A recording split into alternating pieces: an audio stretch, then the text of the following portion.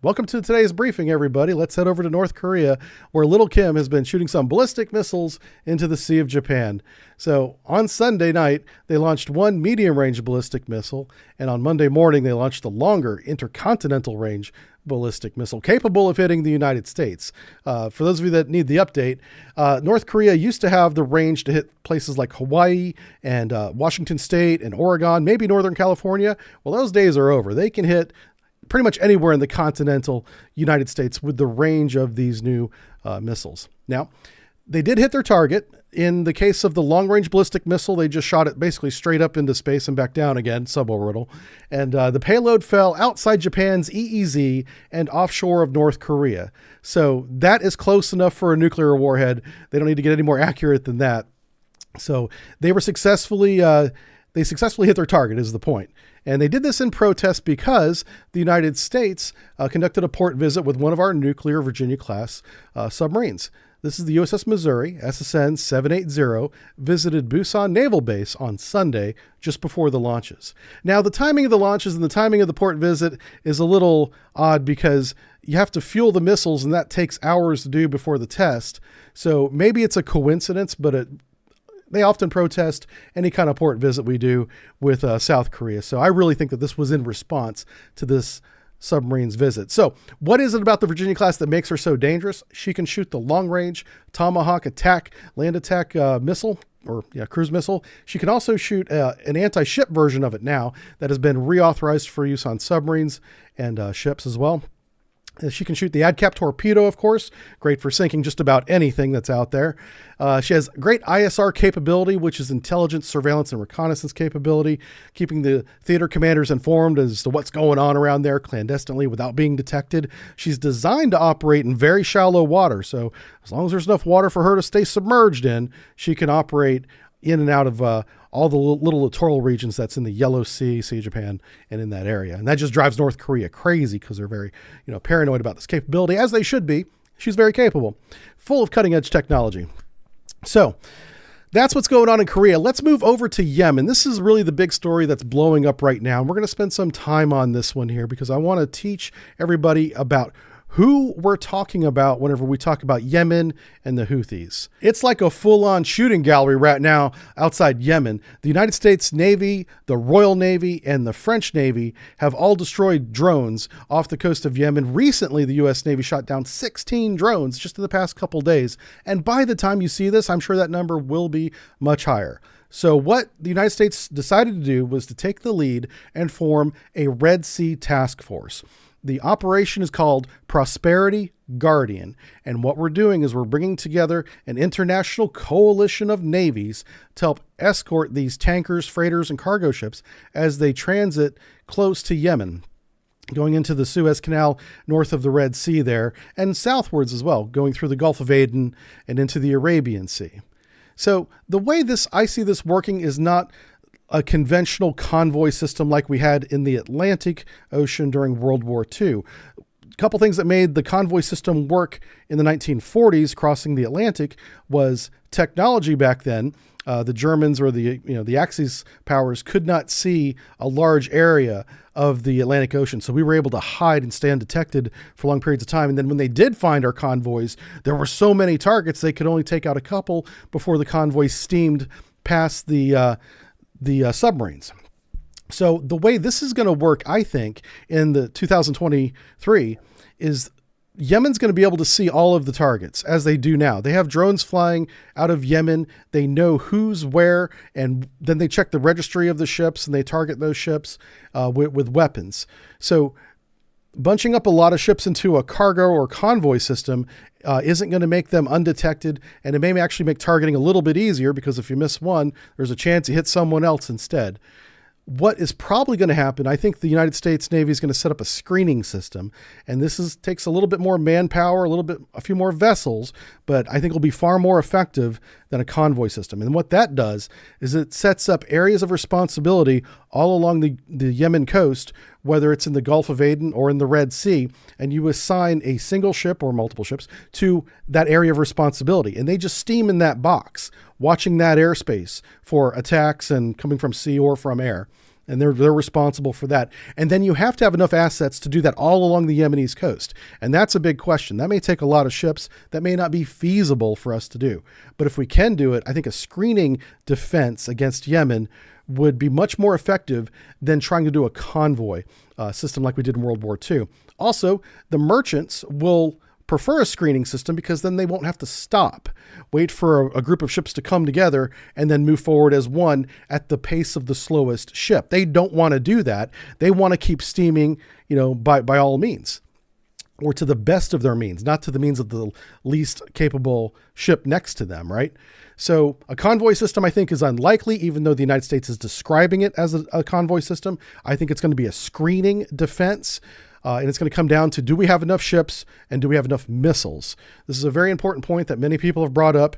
These drones flying out of Yemen, being supplied by Iran, roughly cost $30,000 to make and deploy. And we're shooting them down with $250,000 surface-to-air missiles. Obviously, the math there is not in our favor, but there's been a lot of arguments of, well, shooting down that drone prevents the ship from being hit and saves human lives. You can't put a value on that. The point is, we don't have an unlimited supply of SM-2 missiles. So one, with the current method of fighting, we're going to have to resupply these destroyers pretty regularly at the rate we're shooting down these drones. Now, we do have a naval base in Djibouti, which is right there at the corner of where all the ships are turning. So we have a convenient location to refuel and resupply our ships. I don't know if there's a weapons wharf there. If anyone does, please let us know in the comments, because without that, they're going to have to return to the Persian Gulf or the Mediterranean Sea to get resupplied. And that's going to take even more ships because you're going to have to cycle ships in and out. And then how long do you do this for? How long are we going to be shooting down drones and ballistic missiles before we finally decide to do something else and escalate this and take the fight to them instead of playing defense? We're playing goalkeeper right now against the Yemenis, and it's costing us a lot of money. And all Iran has to do is keep the status quo, keep feeding the Houthis these drones, these very inexpensive drones and ballistic missiles to the best of their ability, and they'll just cost shipping and the Americans and all these navies tons of money trying to defend. Which is why I don't think this is a long-term solution. Whether it's convoy system or a screening system like what I'm describing, this is not the fix. But let's take a minute and talk about the Houthis. Who in the world are these people and why are we fighting them? So Yemen, the country in question here, has been in a civil war for a long time, many, many years. The Houthis are considered the rebels because they weren't the sitting government power whenever they rebelled and created the civil war. Okay. Now the troop size of the Houthis varies greatly. Some estimates are as low as 20,000 troops on the ground, boots on the ground. Some are as many as 50,000 people. And the reason why the number is so big is, one, it's really hard to tally how many there are because they're scattered all over the place. But they also have a regular army, a tribal fighters, and straight up volunteers that assist them from time to time. It's a very irregular army. So we don't exactly know how big the army is. What we do know is that the regular army that the Houthis have formally created and have a chain of command, they use armored vehicles and trucks. They have mobility. They have a way to get around. And they've used man-portable surface-to-air missiles, man-pads, against helicopters and aircraft that the Saudis fly over Yemen, because there's an active war right now between Yemen and Saudi Arabia. They actually shot down an F-15 with a man-portable surface-to-air missile. So they are trained and capable air defenders to the ceiling of a man-portable air defense missile. And there's a limit to that ceiling. Anything above that, we're going to have air superiority if we decide to take it. But I would not want to take any aircraft below a certain number of feet over Yemen, because you'll probably be engaged. Also, I wouldn't say they have a navy, but they do have a small boat force like you see here. So the Houthis used to be called the Ansar Allah, or supporters of God. And this is a propaganda video that they recently released showing that they're mobilizing their forces. These are the people that, if it comes to blows on the ground, that our forces would be fighting. And they have these small boats that they can take out into the coastline around Yemen and engage shipping. Now, they're very brave whenever they're fighting unarmed civilian shipping. We'll have to see how they react whenever they come across one of our ships that actually can defend itself. I expect that they will crumble much like the Hamas fighters crumbled whenever the IDF went after them. As soon as they see any resistance, they're probably going to fall. Now, this would be a great battle for the LCS. The LCS was designed for this conflict, this type of conflict. Lots of small boats, high speed, coming into littoral waters. The littoral combat ship is a high-speed, agile, and lethal against this type of target. So I would expect the United States Navy to push as many of our LCSs into this region to conduct this operation as soon as possible. That's probably already happening, but that's what I would expect to see going forward.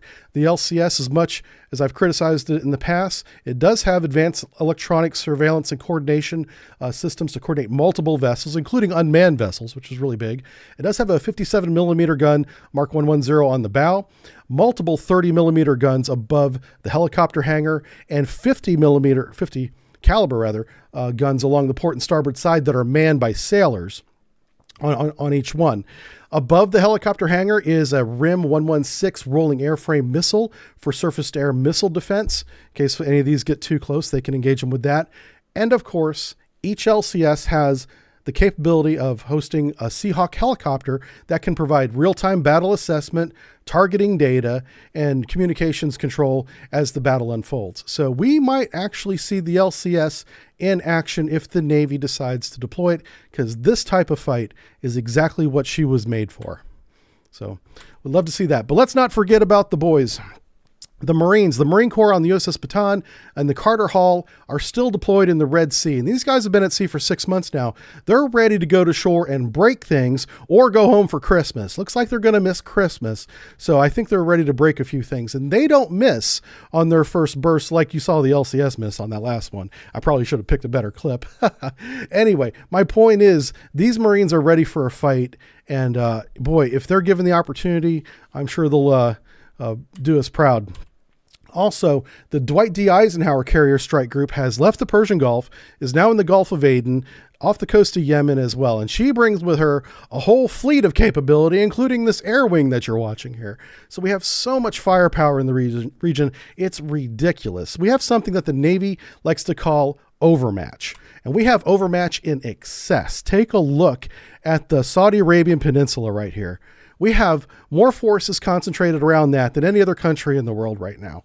And if you look over towards Singapore, you'll see the Vincent Carrier Strike Group has been gradually and quietly working its way across the Pacific, and she's getting even closer and closer to this theater of operation.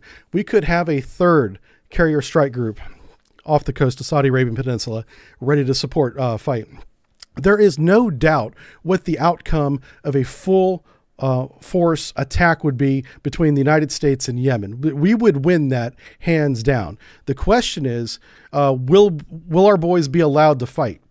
We don't know. They're being put into position. The Pentagon, the U.S. Navy, DOD is all answering the president's call. The president saying, prepare, get your forces in place to deploy and engage. And that's what's happening right now. That's what you're seeing right here.